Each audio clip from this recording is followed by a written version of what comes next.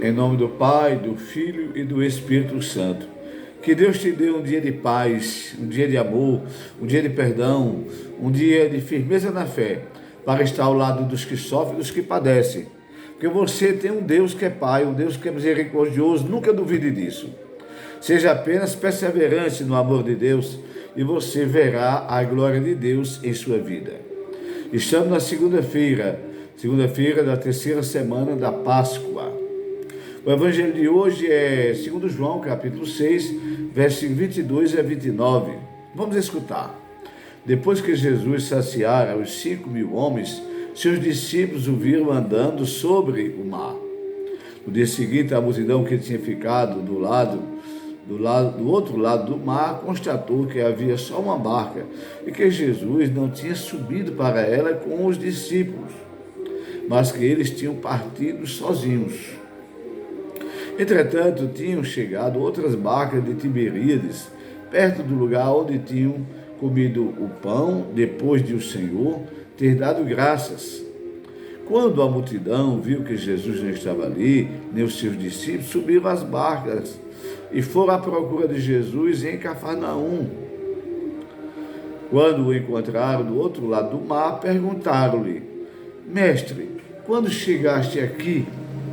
Jesus respondeu: em verdade vos digo, estás me procurando não porque vistes sinais, mas porque comeste pão e ficastes satisfeitos. Esforçai-vos não pelo alimento que se perde, mas pelo alimento que permanece até a vida eterna, e que o Filho do Homem vos dará, pois este é quem o Pai marcou com seu selo. Então perguntaram: que devemos fazer para realizar as obras de Deus? Jesus respondeu: a obra de Deus é que acrediteis naquele que ele enviou. Palavra da salvação. Certamente que entendemos bem esse texto. Nós somos parecidos com esse povo, só procura Jesus quando está doente, para dar um emprego, dar um melhor salário, dar mais anos de vida, cuidar do filho, passar no vestibular. Nós só procuramos Jesus para ele nos servir. Por Jesus, vocês vieram me procurar, não porque vocês viram os sinais que eu fiz, mas porque vocês comeram e ficaram satisfeitos. E Jesus dá uma bronca, né? Esforçai-vos, não pelo alimento que se perde, mas por aquele alimento que conduz à vida eterna, e que é o Filho do Homem, que só Ele tem para dar. Por isso meditemos. Primeira consideração, o texto é uma ocasião que nos mostra que nós queremos que o Senhor nos ajude, queremos que Ele nos sirva, nós não queremos servir a Jesus. Segundo, o texto pede uma mudança para investir não nas coisas passageiras, no prazer imediato, egoísta, individualista, mas investir nas coisas de Deus. Tendo isto claro, consideremos 5 pontos. Primeiro, Ele nos pede para fazer a vontade dEle, aceitar o alimento que Ele nos dá. Porque fazer a obra de Deus que é acolher a sua palavra. Segundo, a obra de Deus é que cuidemos uns dos outros. Entender que a fome não é o problema de um, nem de milhões. A fome é um problema de todas as pessoas do mundo.